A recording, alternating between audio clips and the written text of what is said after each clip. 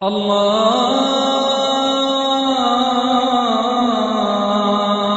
أكبر الله أكبر الله أكبر الله أكبر। আর doctor Zakir, আমিও একমত। আমাদের মধ্যে অনেকেই রমজান মাস চলে গেলে ধর্মকে অবহেলা করে। তবে আপনি কি আমাদের বলবেন যে আমরা রমজান মাসে যে কাজগুলো নিয়মিতভাবে করেছি আর রোজা পালন করেছি পবিত্র রমজান মাসে, এখন আপনি কি বলবেন যে কোন কোন পদ্ধতিতে আমরা সেই ন্যায়নিষ্ঠ কাজগুলো করে যাব রমজান মাস চলে যাওয়ার পরেও? এক নম্বর হচ্ছে আল্লাহ সুবহানাহু ওয়া তাআলার সাহায্য, তার কাছে সাহায্য চাওয়া।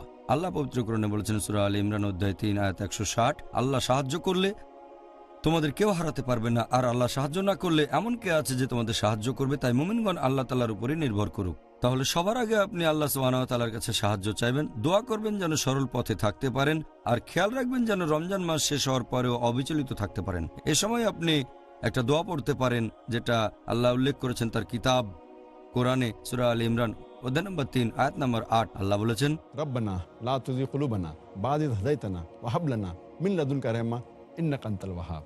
যার মানে, হে প্রতিপালক, সরল পথ দেখানোর পরে তুমি আমাদের অন্তরকে বিপথে যেতে দিও না, তোমার নিকট থেকে আমাদেরকে করুণা দাও, নিশ্চয়ই তুমি মহান দাতা, কোনো পরিমাপ ছাড়া সবাইকে তুমি দান করো। এটাই খুব ভালো দোয়া, এই দোয়াটা করতে পারেন। আর বিশেষ করে রমজান মাস চলে গেলে যে রব্বানা লা তুযিগ কুলুবানা বা'দা ইয হাদাইতানা ওয়া হাব লানা মিন লাদুনকা রাহমা ইন্নাকা আনতাল ওয়াহ্হাব। হে প্রতিপালক, সরল পথ দেখানোর পরে আমাদের বিপথে যেতে দিও না, আমাদের করুণা করো তোমার নিকট থেকে, নিশ্চয়ই তুমি কোনো পরিমাপ ছাড়াই সবাইকে দান করো। আমি দুবার বললাম কারণ এটা খুব গুরুত্বপূর্ণ দোয়া। ২ নম্বর, এ সময় আপনি থাকবেন ন্যায়নিষ্ঠ মানুষদের সঙ্গে, বন্ধুবান্ধব যাদের সাথে বাস করছেন সবাই ন্যায়নিষ্ঠ হবে, আর থাকবেন সরল পথে, সত্যিকারের বিশ্বাসী হবে, যাতে করে আপনি সরল পথে থাকেন, অবিচলিত থাকেন সেই কাজগুলো রমজান মাসে যেগুলো করেছেন। ৩ নম্বর পয়েন্ট, এ সময় আপনি শুনবেন ইসলামিক লেকচার, ইসলামিক আলোচনা, ইসলামিক সেমিনার, ইসলামিক কনফারেন্স, যাবেন বিভিন্ন ইসলামিক প্রতিষ্ঠানে। এগুলো আপনাকে সরল পথে থাকতে সাহায্য করবে, আল্লাহ তাআলার কাছাকাছি নিয়ে আসবে। ৪ নম্বর পয়েন্ট, এ সময় দেখবেন বিভিন্ন ইসলামিক অনুষ্ঠান, হয়তো ভিডিও ক্যাসেট অথবা সিডি বা ডিভিডিতে কিংবা টেলিভিশনে। এতে করে ধর্ম সম্পর্কে অনেক কিছু জানতে পারবেন আর ইসলাম ধর্মের কাছাকাছি আসতে পারবেন। আপনি এ সময় বিভিন্ন ইসলামিক ওয়েবসাইটে যেতে পারেন ইন্টারনেট থেকে, এটাও অবিচলিত থাকতে সাহায্য করবে। আপনারা অডিও লেকচার শুনতে পারেন বিভিন্ন ইসলামিক বিশেষজ্ঞগণের, বিভিন্ন বই পড়তে পারেন, তারপর পবিত্র কোরআনের অনুবাদ পড়বেন।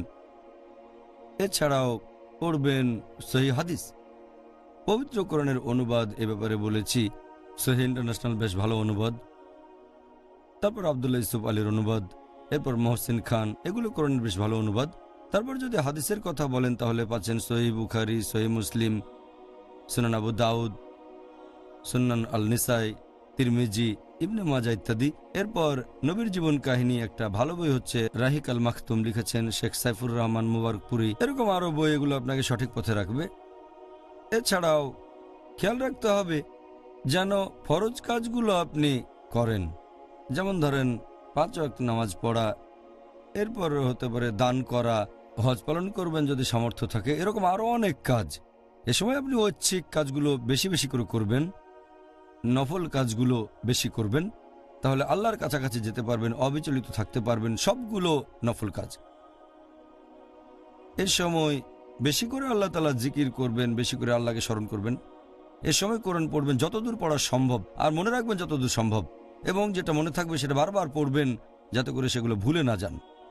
তাছাড়াও এটা খুবই গুরুত্বপূর্ণ, সেই কাজগুলো থেকে বিরত থাকবেন যেগুলো আপনাকে আল্লাহর কাছ থেকে দূরে নিয়ে যাবে, যেগুলো খুতুয়াতুশ শয়তান, যেমন অনইসলামিক অনুষ্ঠান দেখা বা অনইসলামিক কোনো সিনেমা, অনইসলামিক গান শোনা, মিউজিক। অন্যতম প্রধান একটা কারণ, অনেক মুসলিম আছে তারা মনে করে যে রমজানে আমরা যে ভালো কাজগুলো করি সেগুলো এক ধরনের প্রথা অথবা ঐতিহ্য। এটা সমাজের প্রথা যে রমজান মাসে রোজা রাখতে হবে, তারপর রমজান মাসে তারাবির নামাজ পড়ব, ভালো কাজ করব, যেন একটা প্রথা, যেন এটা আল্লাহ তাআলার ইবাদত করা নয়। অনেক লোক আছে যারা তারাবির নামাজ পড়ে, তার মানে কিয়ামুল লাইল একনিষ্ঠভাবে, তবে দুর্ভাগ্যজনকভাবে অনেক ফরজ নামাজ তারা মিস করে। আর এটা মোটেও ঠিক না, কারণ ফরজ নামাজ আবশ্যিক কিন্তু তারাবি আবশ্যিক না, এটা সুন্নতে মুআক্কাদা, এটা মুস্তাহাব। তাহলে অনেকে এটাকে ভাবে প্রথা, রমজানের কাজগুলোকে মনে করে প্রথা, মনে করে ঐতিহ্য। সেজন্য রমজান মাস চলে গেলে তারা সবকিছু ভুলে যায়। এই কথা আগে বলেছি, যেন আল্লাহ সুবহানাহু ওয়া তাআলা শুধু রমজান মাসে থাকেন, অন্য কোনো মাসে থাকেন না। 2 নম্বর পয়েন্ট হচ্ছে রমজানে যে পরিবেশ আর পরিস্থিতি আমরা সাধারণত দেখতে পাই, রমজান চলে গেলে সেটা আর থাকে না।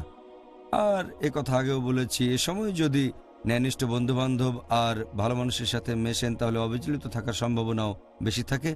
আর 3 নম্বর, যে দুর্বল ইমানের কারণে অনেক সময় ন্যায়নিষ্ঠ কাজের পরিমাণ কমে যেতে থাকে। রমজানের শুরুতে মানুষের আগ্রহ বেশি থাকে, মাঝে মধ্যে বাড়াবাড়িও করে ফেলে। সেজন্য আমরা দেখি তারাবির প্রথম নামাজে মসজিদ একেবারে মানুষজনে ভর্তি থাকে কিয়ামুল লাইলের জন্য। এরপর মানুষ কমতে থাকে আর রমজানের শেষের দিকে একেবারেই সেটা কমে যায়। সেজন্য আমরা বাড়াবাড়ি করব না, অতি আগ্রহ বা অতি উৎসাহ দেখাবো না, কারণ আমাদের নবী বলেছেন যে কাজটা হবে নিয়মিত, সেটা সবচেয়ে ভালো কাজ। যদি সামান্য হয়, অল্প সময় ধরে বেশি কাজের চেয়ে এটা ভালো। তাহলে আমরা এমন কাজ করব যেগুলো নিয়মিত আর ঈমান মজবুত থাকতে হবে। আর সবশেষ পয়েন্ট, যে আমাদের নবী মুহাম্মদ সাল্লাল্লাহু আলাইহি ওয়াসাল্লামের একটা হাদিস, মাসনাদ আহমদ, খণ্ড নম্বর 2, পৃষ্ঠা নম্বর 230, হাদিস নম্বর 7148। প্রিয় নবী বলেছেন, এই পবিত্র রমজান মাসে শয়তান থাকে শেকলে বাঁধা, বেহেশতের দরজা এই সময় খোলা থাকে আর দোজখের দরজা থাকে বন্ধ। তাহলে রমজান মাসে শয়তানের প্ররোচনা কম থাকে, কারণ শয়তান তখন শেকলে বাঁধা থাকে। রমজান মাস চলে গেলে প্ররোচনা বেড়ে যায়, শয়তান সক্রিয় হয়ে ওঠে, সত্য থেকে দূরে সরে যাওয়ার সম্ভাবনাও তখন বেড়ে যায়। আর পবিত্র রমজান মাসে দোজখের দরজা বন্ধ থাকে, বেহেশতের দরজা থাকে খোলা, তাই ভালো কাজের সম্ভাবনা বেশি। এই হচ্ছে কয়েকটা কারণ যেগুলোর জন্য আমাদের মধ্যে অনেকে অবিচলিত থাকতে পারেন না রমজান মাস চলে গেলে। আল্লাহু আল্লাহু আল্লাহ।